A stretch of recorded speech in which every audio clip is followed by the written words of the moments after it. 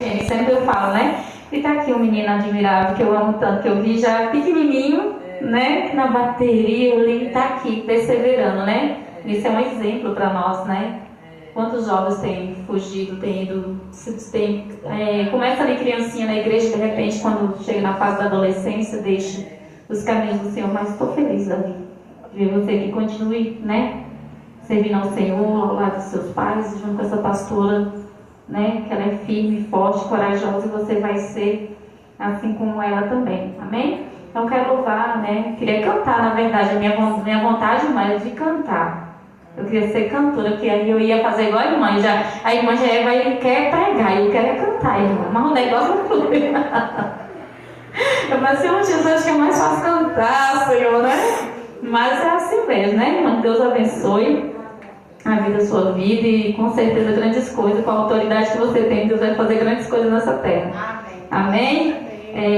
Juliana nem se fala, né? A voz dela que é Senhor, meu Salvador. Parece um rio de águas, né? Então que Deus possa nos abençoar e nos ajudar nessa noite, uma vez mais, né? Eu acompanhei um pouquinho dos demais pregadores e falei, Jesus dos crentes, ajuda eu. Mas vamos abrir nossas Bíblias lá em 1 Reis 17, versículo 8 até o versículo 13 e 14. Amém?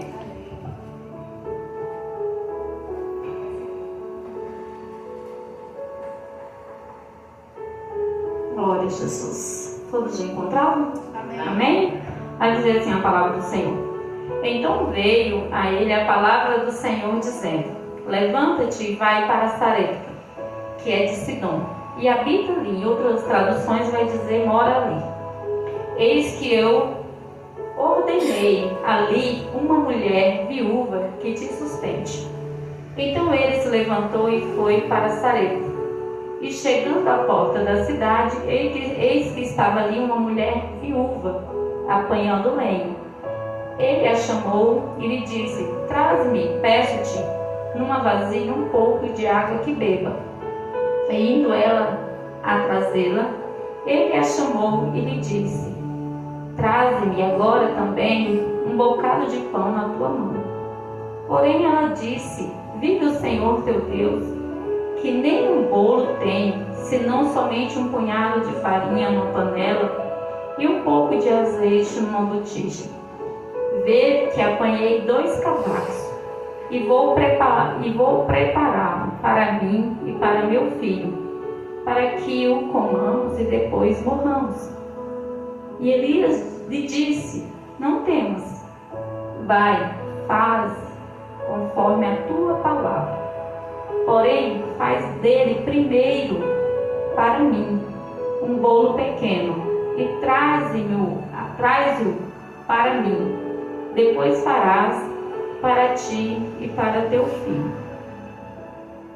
Amém? Amém. Aí não, porque assim diz o Senhor, Deus de Israel, a farinha da panela não se acabará, e o azeite da botija não faltará, até o dia em que o Senhor dê chuva sobre a terra.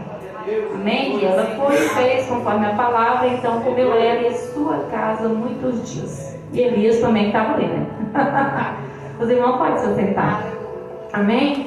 Quando a pastora me chamou para trazer essa palavra, na mesma semana a pastora Marisete também me convidou. Eu falei, Senhor dos Exércitos, qual que eu busco primeiro? Né? E eu comecei a escrever de um lado, escrever do outro papel aí, né? Bíblia, porque a gente é assim, né? Recebeu o convite, logo você, quem canta vai esmiuçar, né? Vai buscar qual hino vai louvar, e ali de repente não é isso. Não, também não, né? O Espírito Santo vai, né, nos guiando, né? Para que a gente possa vir trazer aquilo que seja da vontade do Senhor. E isso não é diferente com a palavra. É a mesma coisa que você pegar uma pá e começar a cavar, né? Você tem que achar a mina onde está o tesouro para que você possa, né, trazer, né, para a igreja, porque a palavra do Senhor é um tesouro para nós, né? Feliz aquele que ouve a palavra do Senhor, feliz aquele que tem a palavra do Senhor, que acredita e confia nela e sabe que aqui fala de um Deus todo-poderoso, um Deus que governa a nossa vida, né, os nossos dias. Então, foi isso que eu fiz no decorrer desses dias, estudar um pouquinho da pregação da pastora Marisete, Depois eu separava outro tempinho, pastor Edith, pastor Marisete e as campanhas, né? E eu dei outros convites. Eu falei assim, não, eu vou ficar nesses 2 convites porque eu venho me recuperando de algumas coisas. E eu falei assim, eu não vou me ocupar com muita coisa, eu não vou me sobrecarregar. Porque a partir do momento que a gente se sobrecarrega, muita coisa não sai. Então é melhor você não se sobrecarregar, você fazer aquilo que você está no seu limite, que você dá conta de fazer, não é verdade? Porque quando nós nos sobrecarregamos, nós ficamos fadigados. E Jesus, o que Deus não quer é que nós sejamos fadigados, né? Então, eu falei, não, vou ficar nessas duas pregações do mês, Jesus por enquanto, o Senhor conhece a minha estrutura, e o Senhor lembra que eu sou pó, né? O Senhor, nós não somos covardes, não, o Senhor conhece a minha estrutura. E Ele lembra que eu sou pó, Ele conhece a sua estrutura. E Ele lembra que você é pó, Ele sabe até onde você dá conta de ir, Ele sabe até onde eu dou conta de ir, não é verdade? Então o Senhor compreende também, né, as nossas limitações. E aí eu fui buscar essa palavra do Senhor e eu achei muito interessante. Eu estava assistindo, vi um pedacinho dos vídeos dos irmãos, dos demais pastores, pregadores que passaram por aqui. Muitos até falaram, né, do mesmo assunto também, que é buscar primeiro o reino de Deus, a sua justiça, né, e as demais coisas nos serão acrescentadas, né? Eu acho que é um dos versículos que mais cabe, primeiro passa para Deus, porque muitas das vezes nós estamos focados em nós. Nós queremos buscar para nós, é o que eu preciso, é o que eu quero, tem que ser assim. Mas com Deus é diferente. Primeiro você busca o reino dele, você vai diante dele, vai fazer a vontade dele, e as demais coisas ele encabe de nos abençoar aquilo que ele acha que é bom para as nossas vidas. Não é verdade? Eu posso achar até que muita coisa é boa para a minha vida, mas é Deus que sabe o fim delas todinho. Tem coisa que Deus vai me abençoar e tem coisa que Deus não vai permitir que aconteça na minha vida. E tudo é bênção de Deus na minha vida, amém? A partir do momento que a decisão é dele, amém? Então aqui eu comecei a observar essa palavra, né? Faça primeiro para Deus. E a gente vai ver aqui na história de Elias, né? Quando ele sai em fuga, né? Deus manda ele sair daquelas cercanias e fosse para outros lugares, para que pudesse Jezabel não alcançá-lo, né? E ali Deus, como a irmã cantou aqui, ele é o dono de tudo. Eu achei interessante que eu falei assim, quando ele manda Elias ir para o ribeiro, ele vai falar assim, eu ordenei os corvos para cuidar de você, para te alimentar. Quando o rio seca, ele falou, não, eu já ordenei uma vez, esse Deus é Deus poderoso. Ele já tem poder, tudo é dele, ele faz acontecer as coisas de acordo com a vontade dele. Na beira de Querite tinha os corvos para alimentar, lá tinha água, mas quando o rio seca, ele falou, já ordenei, eu tenho todo o poder, tudo trabalha então a minha vontade, não sei o que, eu já ordenei uma viúva na cidade de Sarepta para que te receba, para que você more lá. E eu falei que assim, Jesus, e aí, como é que foi esse encontro? Como é que ele sabia que era ela? Aí o Senhor, eu fui buscar. Quando Elias chega ali, as viúvas, elas tinham umas vestimentas diferentes. Elas não vestiam normalmente, elas tinham um simbolismo que representava que elas eram uma viúva. Assim nós vimos lá em Gênesis, capítulo 38, versículo 14, a parte A, quando Tamar, ela está em viuvez, ela ficou viúva, né, devido ao seu esposo ter falecido, depois casou com o irmão também foi, né, por desobediência a Deus morreu, e ela falou assim, como é que vai ter uma descendência agora? E ela, o que ela vai fazer? Ela vai tirar suas vestimentas de viuvez, para poder ali enrolar, né, fazer algo para que a descendência daquele povo não se acabasse. Então o que tinha? O que aquela viúva? O que identificava as viúvas? Quem identificava as viúvas eram as suas vestimentas. Hoje em dia, se nós formos em algum lugar, geralmente você vai identificar talvez uma pessoa de preto, ela tem lutado até hoje.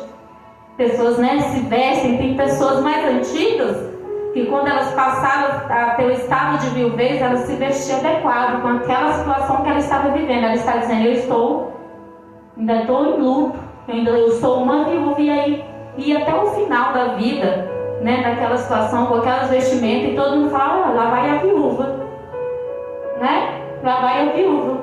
Aí eu falei assim, tá, agora eu entendi como é que Elias achou e identificou aquela mulher. Porque diz Deus na palavra que o Senhor já ordenou a viúva para cuidar dele.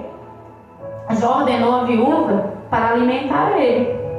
Não é verdade? Então ali não é por acaso, não é mero acaso. Deus não trabalha com coincidência. Deus ele vai trabalhar com um propósito. Ele trabalha com um propósito na minha vida, na sua vida. Talvez coisas que acontecem na sua vida assim, você acha que é algo tão simples. Mas é Deus que já ordenou.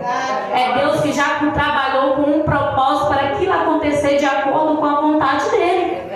E não era à toa que aquela mulher estava ali na porta daquela cidade de Sidom, né? Tanto é que Elias estava fora do seu lugar, da sua região, do lugar onde ele estava. Ele foi para Sidom, porque não era o momento dele estar envolvido, inserido ali no meio do povo de Israel, até mesmo que ele estava sendo perseguido. E por proteção, Deus falou assim, não, pode ir que eu cuido de você. Coisa boa é quando Deus fala, pode ir que eu cuido de você. E quando Deus fala, pode ir que eu cuido de você, é corvo, é viúva, é quem for preciso, quem for necessário Deus usar para guardar a sua vida, para te esconder, para te alimentar, para te vestir, Deus vai usar. E sabe qual é a melhor parte, qual a coisa mais linda ainda? Quando aquele que está sendo usado para abençoar, ele entende isso, porque ele entende que a bênção está sobre ele também. A mesma bênção está sobre ele também. Então muitas das vezes as pessoas pedem um copo de água. O que a palavra de Deus diz? Qualquer um, olha só, Mateus 10:42. E qualquer que tiver dado só um copo de água fria a um destes pequenos em meu nome, em verdade vos digo que de modo algum perderá o seu galardão. Então é uma recompensa garantida. Quando você abençoa, quando você tem alegria de fazer pelo outro, quando você dá um copo de água a um servo, a alguém que está batendo na tua porta, o céu está vendo.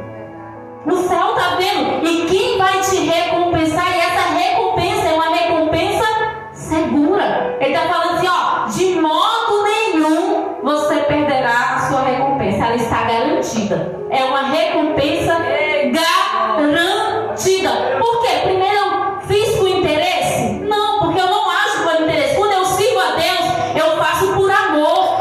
Quando eu sirvo a Deus, eu faço com gratidão a Deus por ter a oportunidade de estar fazendo algo por alguém. Não é pensando, eu vou fazer porque Deus vai me abençoar. Não, eu vou fazer porque eu sou grata a Deus, porque eu tenho pão na minha mesa, porque eu tenho água para beber, eu posso compartilhar aquilo que eu tenho. E Deus, ele vai sondar os nossos corações e saber de fato qual é a intenção do nosso coração, porque Deus, ele não barganha com ninguém.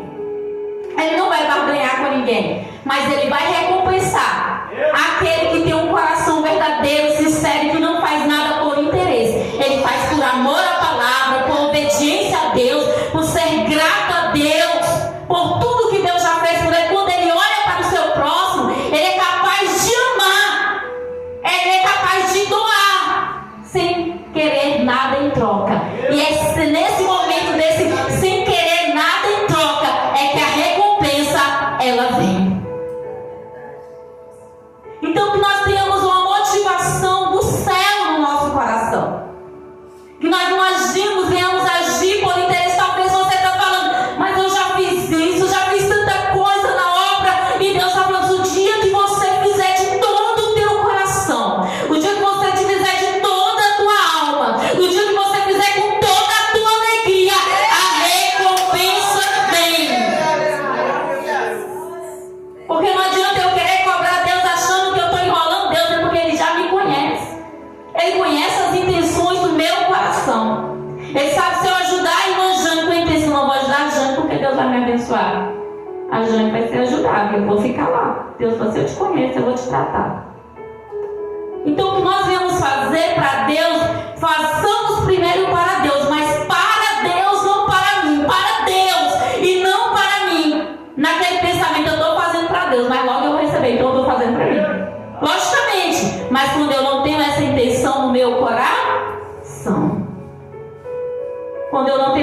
direção no meu coração. Então que nós possamos cada dia nos doar naquilo que Deus falar que nós devemos fazer, seja em que área for, para quem for. Tem gente que fala assim: você deu comida para aquele mendigo porque você deu.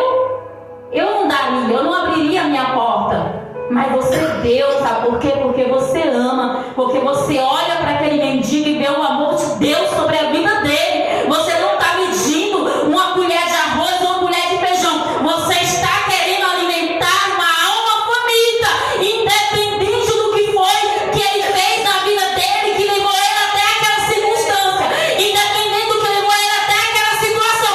O importante é quando você faz como se você estivesse fazendo para Deus. Lá em Colossenses, capítulo 3, versículo 25, vai dizer o seguinte: e tudo quanto fizerdes, fazei-o de todo o coração, como ao Senhor, e não aos homens, sabendo que receberei do Senhor o galardão da herança, porque a Cristo, o Senhor, o servis.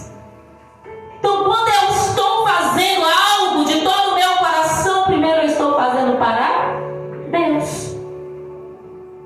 Para Deus. Eu não tenho que olhar para a Edith. Não pode dar Edith, não. Não vou com a cara dela. Né? Não vou com a cara dela. Mas quando eu olhar para a Edith, eu falo assim: nossa, eu vou ajudar porque eu estou ajudando, estou fazendo para Deus. Então eu vou fazer o melhor para a Edith. Eu vou dar o melhor para a Edith. Eu vou fazer o melhor possível para ajudá-la. Aí a herança, ela vem.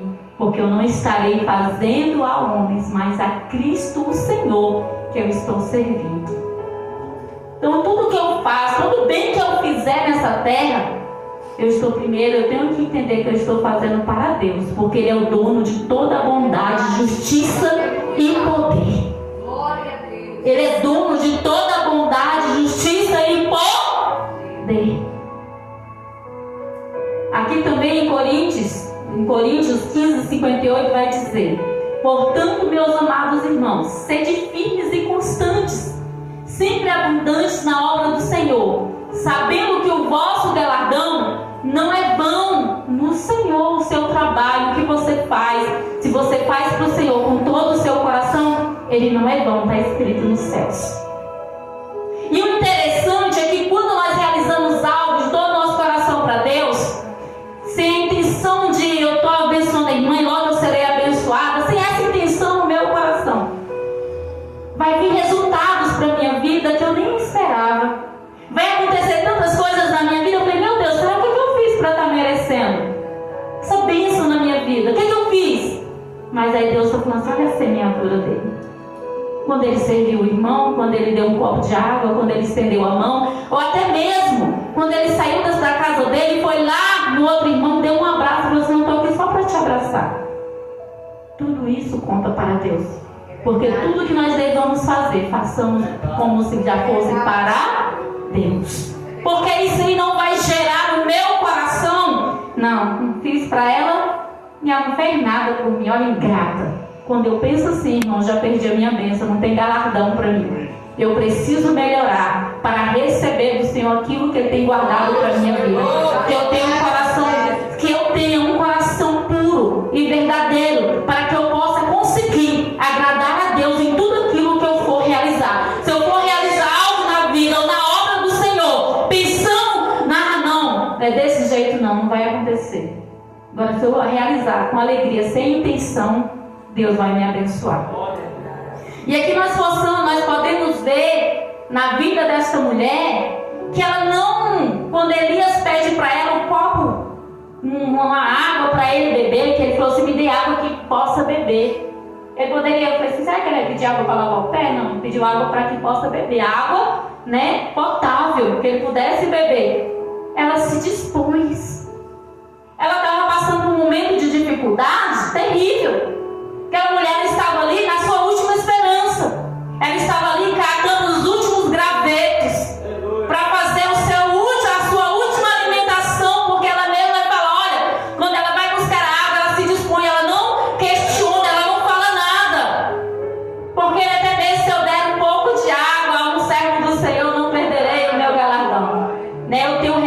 presença do céu.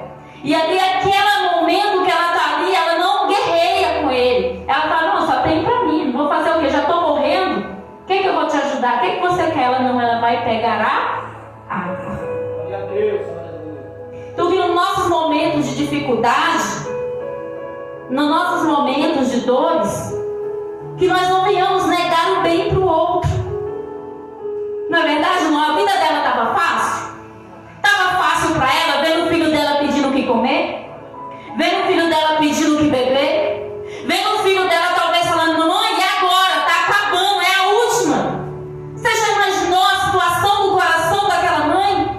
Para que quando aquele homem chega e ela fala com ela, ei, me dá água, e ela vai pegar aquela água sem falar nada, ela tinha disposição, ainda que ela estivesse passando pela dificuldade, ainda que ela estivesse passando pela luta, ainda que ela estivesse passando pela uma situação tão precária, naquele lugar de fome, de escassez, ela falou assim, eu ainda tenho água para te dar. Você ainda tem água para dar para alguém?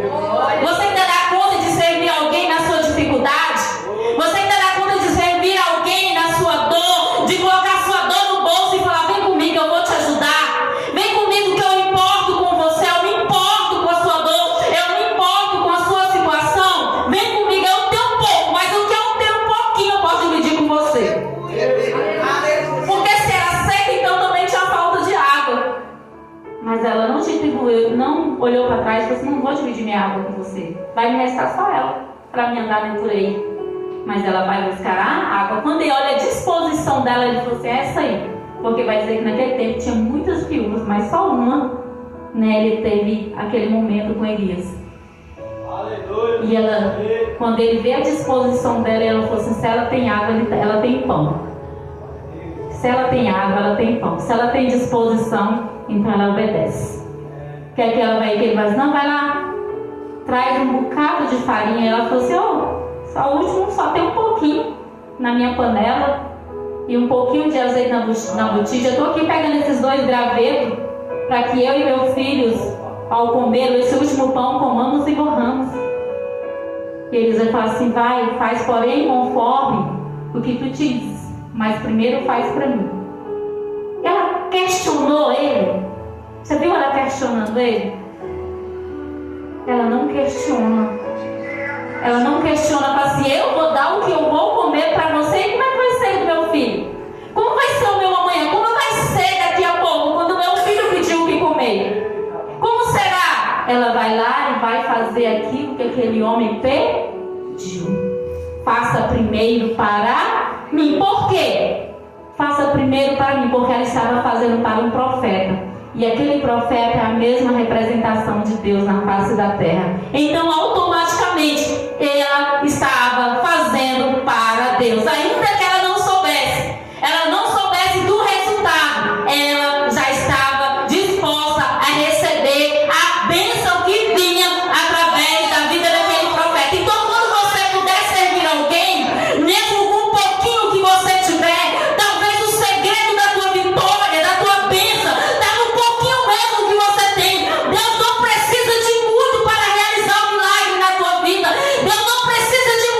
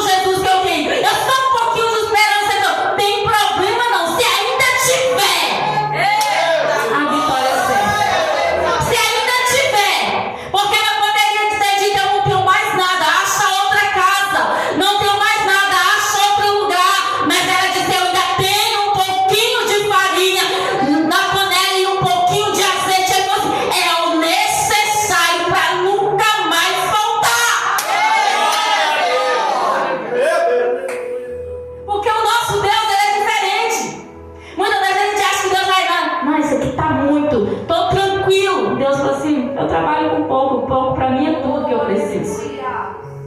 Eu não sei do que você precisa nesta noite. Eu não sei qual é o pouquinho que você tem. Mas eu quero te dizer uma coisa: se você não obedecer à voz do Senhor teu Deus, Ele tem todo o poder de mudar a circunstância e a história.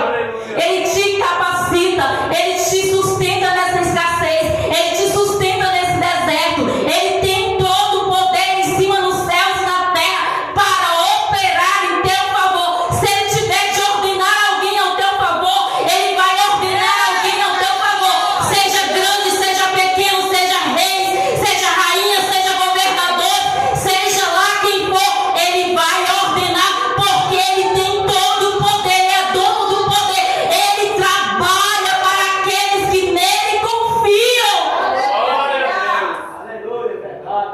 E o Senhor está falando assim com você: você tem essa fé em mim? Que o pouco que você tem, você ainda vai distribuir, ainda vai sobrar? Isso é lindo, irmão. Isso é lindo. Quando a gente menos espera, Deus já fez. Quem é que supre as tuas necessidades? É Deus. Sabe quando você olha e fala assim: meu Deus, como será? Como será? Como vai ser, Deus? Ai, Deus move os céus, a terra para te abençoar. Deus levanta o do vizinho, da direita, da esquerda, para te abençoar. Sabe por quê? Porque você, mesmo tendo um pouquinho só, você ainda consegue crer que o milagre vai vir. Você não pode ficar desesperançoso. Você não pode perder a tua esperança que Deus proverá, que Deus trará, que Deus realizará. Faça, continua servindo, porque tem muita gente, pastora, fala assim: ah não, está dando tudo errado, não vou mais para a igreja. Não é isso? Não dá conta de, no pouquinho, fazer para Deus. Só quer fazer para Deus quando tudo estiver transbordando. Olha aqui o meu melhor dízimo, a minha melhor oferta. Teve uma irmã que falou para mim um dia, falou assim: como é que eu vou devolver dízimo? É tão pouquinho. Eu falei: seja fiel no pouco e Ele te abençoará no muito. Sabe? Deus, quando Ele olha para a oferta da viúva, ele falou assim: essa foi a que mais ofertou, porque ela perdeu tudo que ela tinha. Deu tudo que ela tinha. Então o segredo é o que? Nós entendemos que Deus, Ele é um Deus de surpresa, é um Deus de maravilha para as nossas vidas. E se você não está servindo a Deus com integridade, com verdade no seu coração, as dificuldades elas podem vir, mas elas não permanecerão no nome de Jesus. As lutas vêm, mas elas não irão permanecer. Assim como um dia aquela situação naquele lugar ela teve que voltar à normalidade. A hora que Deus fala assim: volte à normalidade, mas enquanto não volta à normalidade, Deus está te sustentando. Deus te sustenta na prova, porque você resolveu continuar servindo a Ele mesmo na dificuldade. É na dificuldade que você prova se você é crente ou não. É na dificuldade que você prova se você serve a Deus ou não.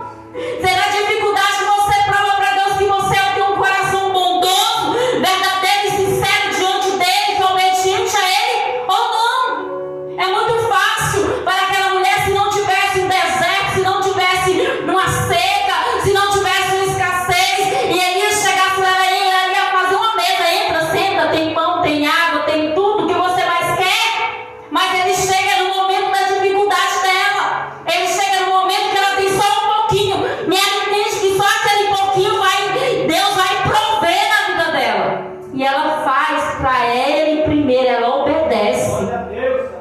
Ela obedece, ela faz um pouquinho, um pouquinho. Ele vai falar assim: uma pequena parte faz para mim. Eu só quero um pouquinho. Deus só quer uma atitude sua. É só um pouquinho. Só uma atitude sua para mudar tudo. É só uma atitude nossa para Deus mudar tudo. É coisas mínimas na nossa vida. São as coisas mínimas que faz Deus mudar tudo nas nossas vidas. Não são as coisas grandiosas, são as coisas mínimas que Ele vai falar assim: então faz só um pão pequeno para mim. Ela falou assim, foi lá e fez, trouxe. Ele falou assim: a partir de hoje a farinha na panela não se acabará, nem o azeite da botija. Você entende isso? É você viver da provisão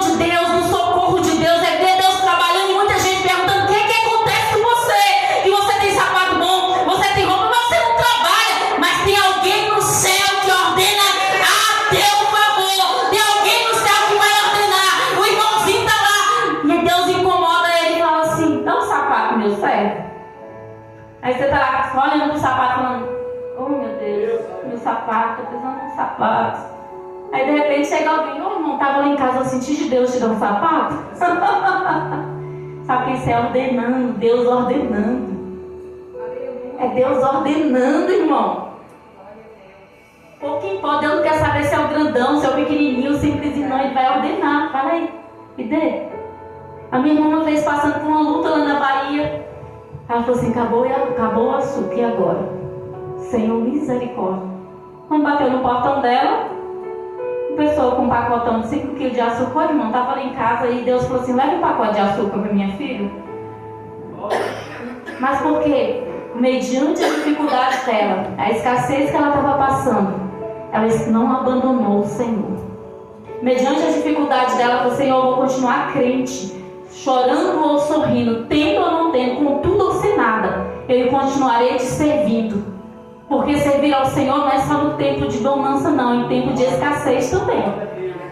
E é incrível que é no tempo da escassez é que mais nós temos experiência com Deus. É no tempo da escassez é que você vai mais ver a provisão de Deus chegando. E você fala: meu Deus, que negócio é esse? É o poder de Deus. É Deus dizendo para você que você não está só. É Deus dizendo para você que Ele cuida do teu amanhã.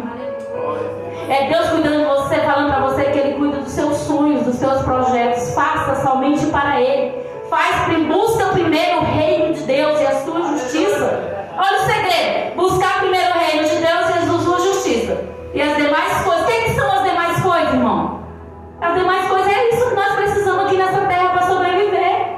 É uma faculdade que você quer fazer, é um trabalho que você quer encontrar, é um carro que você quer comprar, é uma casa que você quer ter. Essas são as demais coisas, porque são coisas relacionadas às coisas terrenas. Mas as celestiais são muito mais excelentes do que as coisas terrenas, porque as coisas celestiais ordenam na terra. Por isso que Deus fala assim: produza no céu, que o resultado vem para a terra. Você está me entendendo, irmão? Produza para o céu, produza para o céu. Buscar primeiro as coisas lá de cima, sabe? E aqui embaixo Deus dá conta do resto. Mediante o seu esforço, mediante a sua vida, dia a dia, Deus vai trabalhando por você. Por isso, buscai primeiro o reino de Deus e a sua justiça, e as demais coisas vos serão acrescentadas. 2 Crônicas 15:7 vai dizer: mas esforçai-vos e não desfalecei as vossas mãos, porque a vossa obra tem uma recompensa. Como diz a irmã, Deus não fica devendo nada a ninguém. Você faz para Ele com todo o seu coração, com toda a tua alma, com todo o seu ser, sem a motivação errada, porque a motivação errada vai te deixar frustrado. A motivação errada, irmão, vai te frustrar.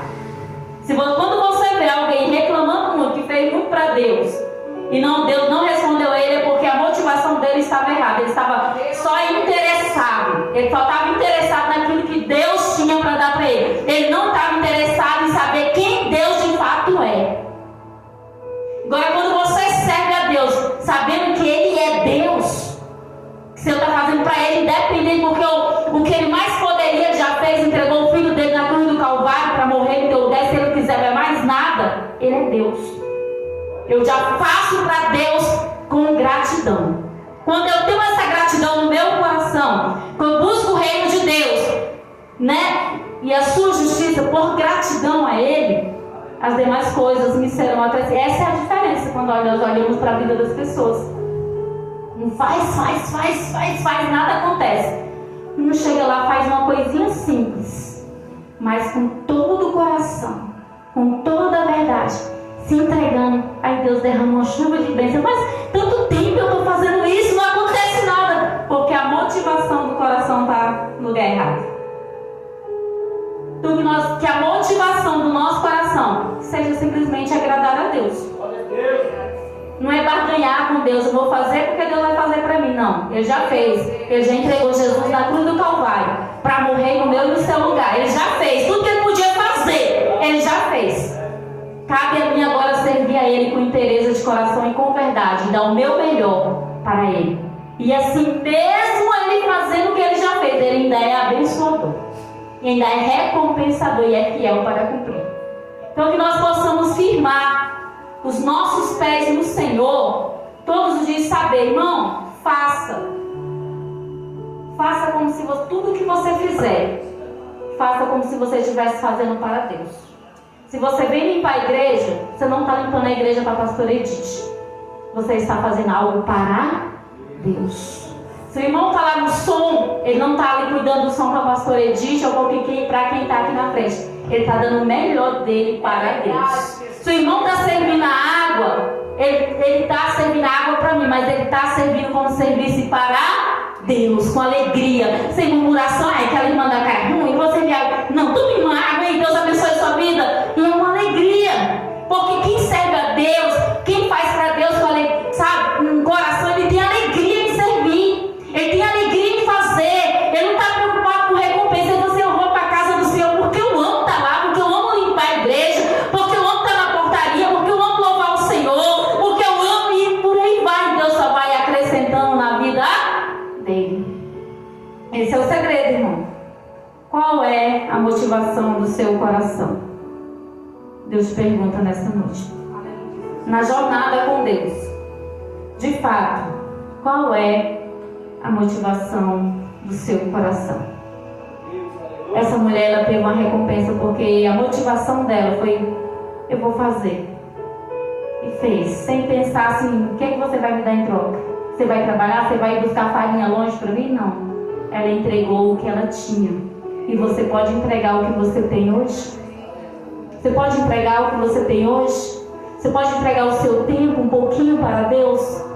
Você pode entregar um pouquinho do seu tempo para falar para alguém: olha, Jesus te ama. Você pode entregar um pouquinho do seu tempo para visitar um irmão, uma irmã doente. Eu nem precisa você nem conhecer. Hoje eu vou lá naquele hospital e eu vou visitar e eu vou orar por aquele povo. E eu não sei o que Deus vai fazer, mas eu vou fazer para Deus. Sabe? É eu fazer para Deus, fazer primeiro para Ele, para o reino dEle, para a glória dEle, para o louvor dEle. E se acontecer é Deus, se não acontecer Ele continua sendo Deus. E eu não vou guerrear com Ele porque Ele não me recompensou. Tem gente guerreando, olha, coloca Deus na parede. Porque se você fez tudo isso e Ele não te abençoou, tem alguma coisa errada. A coisa errada vai ser a motivação do seu coração. A única coisa que vai impedir que o milagre aconteça na sua vida e na minha vida é a motivação errada do nosso coração, o interesse próprio. Mas quando o meu interesse for o interesse de Deus, acabou. Seu interesse é o interesse de Deus? Interesse de Deus que você obedeça, que você faça para Ele. Então que nós possamos agradar a Deus, sem olhar naquilo que já olha, já pensa assim, ó. Deus, eu já sou grato pelo teu filho que morreu na cruz do Calvário, meu nome está escrito no livro da vida, acabou. O que eu fizer aqui nessa terra é para te agradar. Não é para mim receber, mas se o Senhor quiser acrescentar na minha vida, o Senhor tem toda a liberdade. Fique à vontade, Senhor. Fique à vontade, Espírito Santo. Entende, irmão? Então, que seu coração seja motivado por uma gratidão tremenda a Deus por tudo que Ele já fez. Não é por aquilo que Ele vai fazer por você. Também, porque se Ele quiser fazer, Ele faz. Mas se Ele não quiser, também Ele não faz. E você vai continuar grato do mesmo jeitinho, porque ninguém morreu na cruz do Calvário, a não ser Jesus, para te salvar e me salvar. O melhor dele Ele já entregou. Então faça para o Senhor. Sabe como? Faça para o teu irmão como se estivesse fazendo para você, né? Porque eu quero melhor para mim. Não é verdade? Quando eu faço pior para o outro, eu falo assim: não, vou receber essa semente de volta. Então a gente tem que tomar cuidado. Então que Deus possa te abençoar. E guarde isso no seu coração. Guarde isso no seu coração. Faça como se você estivesse fazendo tudo para Deus, sem pensar em trocas, em barganhas. Porque Ele é Deus que conhece o teu coração. Se Ele quiser te abençoar, Ele vai te abençoar. Eu não vim aqui para... Hoje eu estou mais tranquila. Né? O Senhor colocou essa palavra no meu coração e nesses dias eu fiquei: meu Deus, como isso é lindo. Que nós possamos viver para Deus, andar com Deus, nos alegrar de fato com Ele todos os dias das nossas vidas. Amém? Pastora, Deus abençoe. Eu agradeço a oportunidade. E com certeza tudo que você faz é notório, que é com alegria, com amor para Deus, sem pensar no que Ele vai te dar em troca.